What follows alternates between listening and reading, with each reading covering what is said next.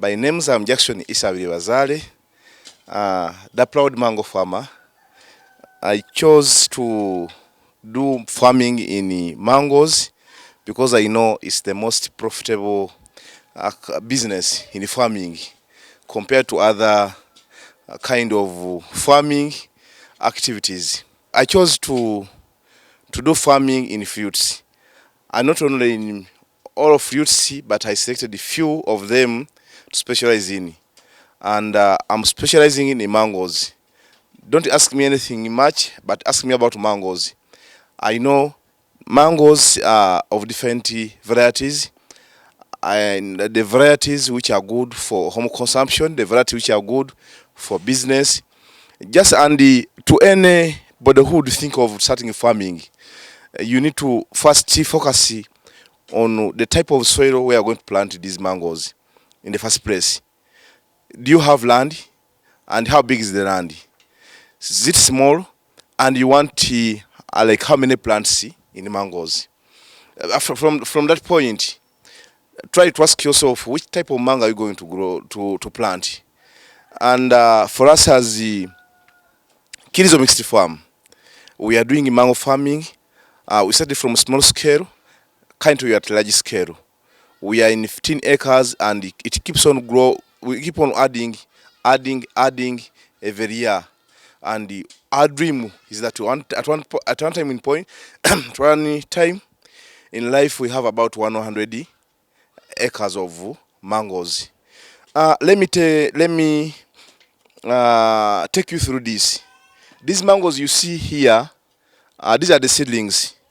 The seedlings which are grafted.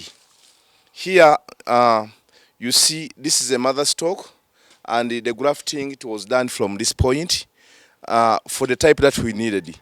This mother stalk is purely for the local ones, which is called Kagogwa, or others they call them Soga, Miganda, and so on. We use this Kagogwa because of its resistance. You see, we have many mangoes in the villages which are not sprayed in the season, but they put on a lot of mangoes and we harvest.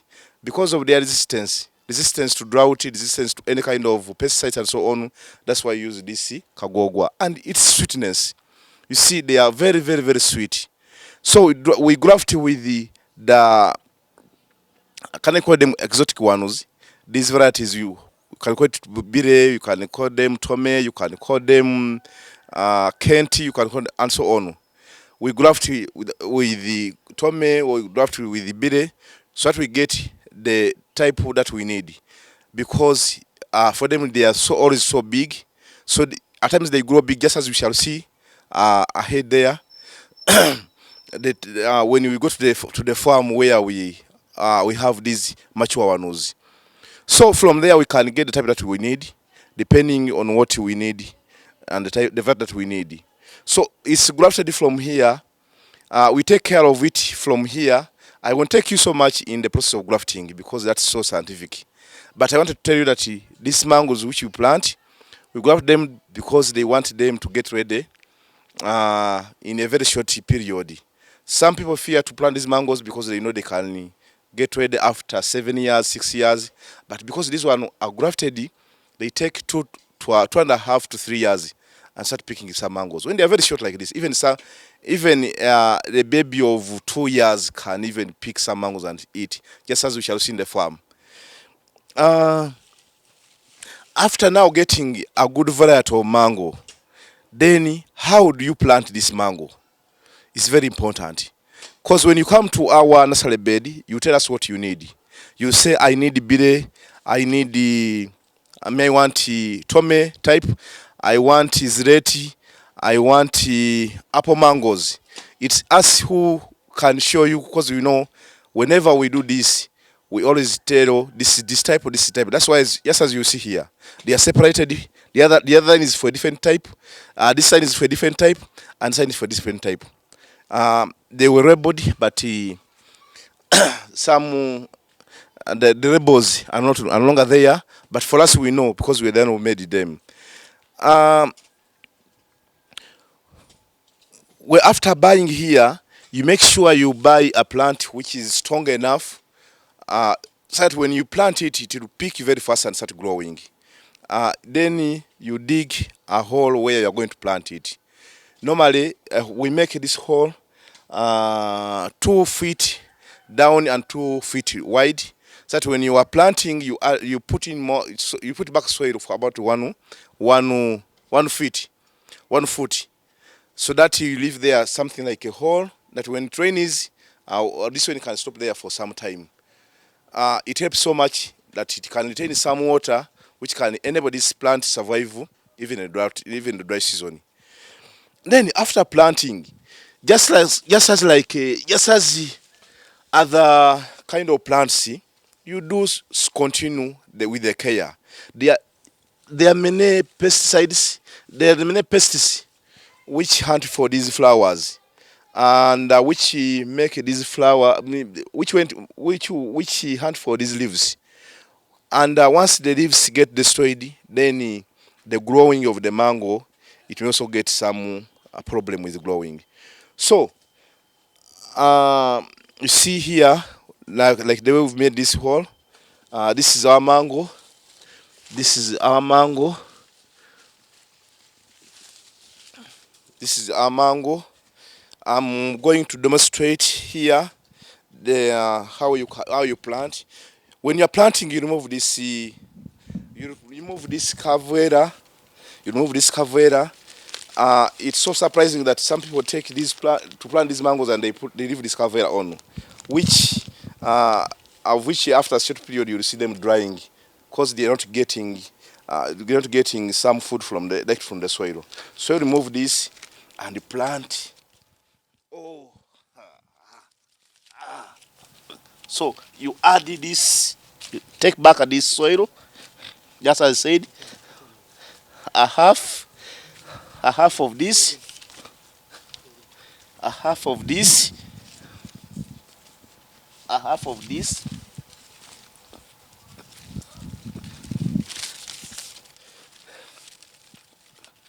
Leave it like that. Why do we leave this space? We don't, and then we don't, why don't we back a fill completely?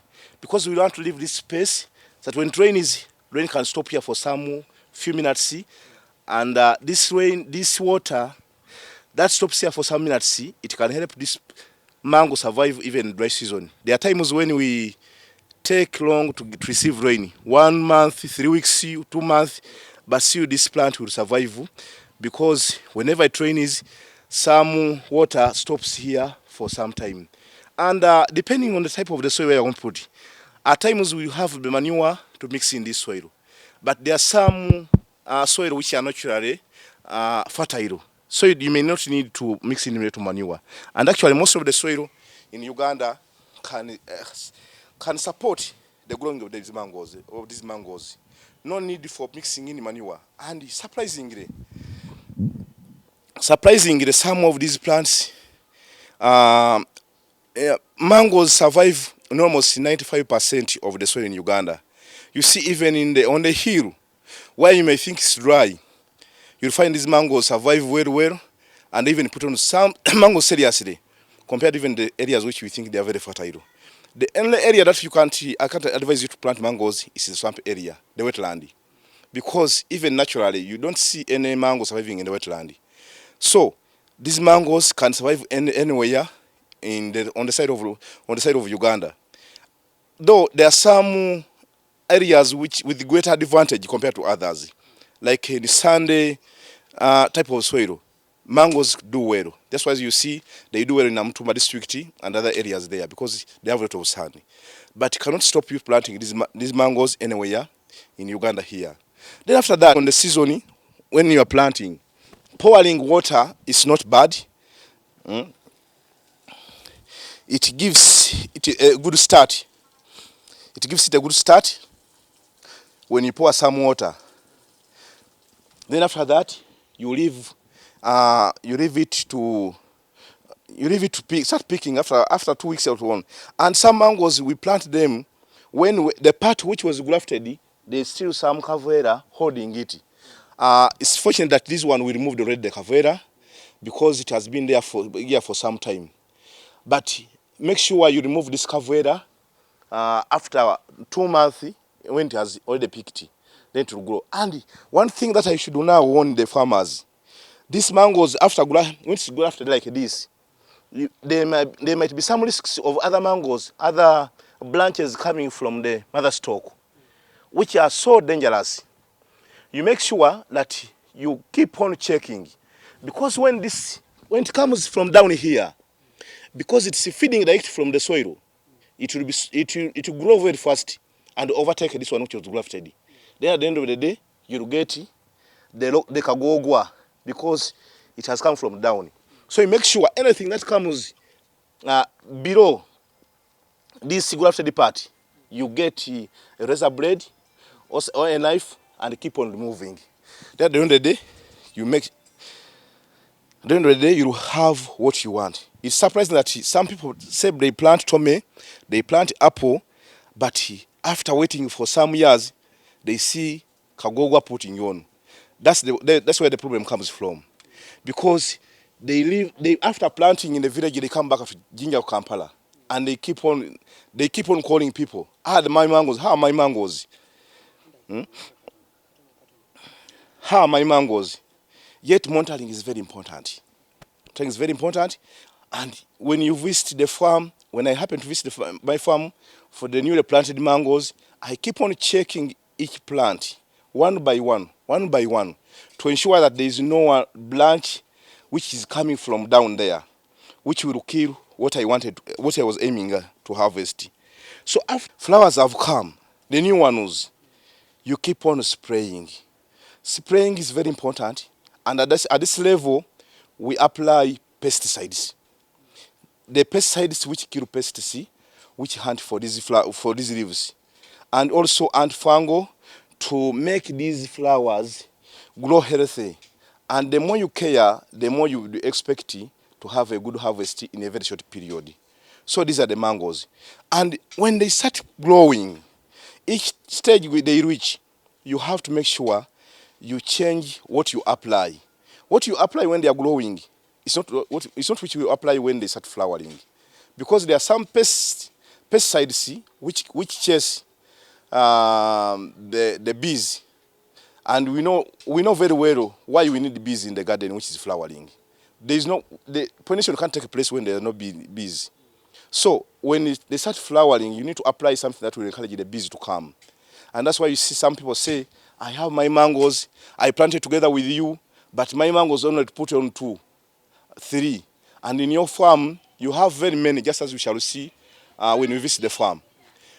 In your farm, mangoes can put on, and even you keep on supporting the branches, because they are not able to hold the mangoes. Why? We leave each process to take place normally. When time for flowering, we only boost the flowering, we only encourage the bees to come and do pollination, and we only make sure that those small mangoes which have come, they are retained on the plant. So that's why we normally have a very good harvest. And remember very well, when you have many mangoes on the tree, it's the more you can gain out of it. Right now, each mango costs 2,000, 1,500, a smaller one. So the more you have many, the more you can get the profits. So that's why I say that in mangoes, I think is the best among all the plants that we do. One would think of planting for business or for home consumption.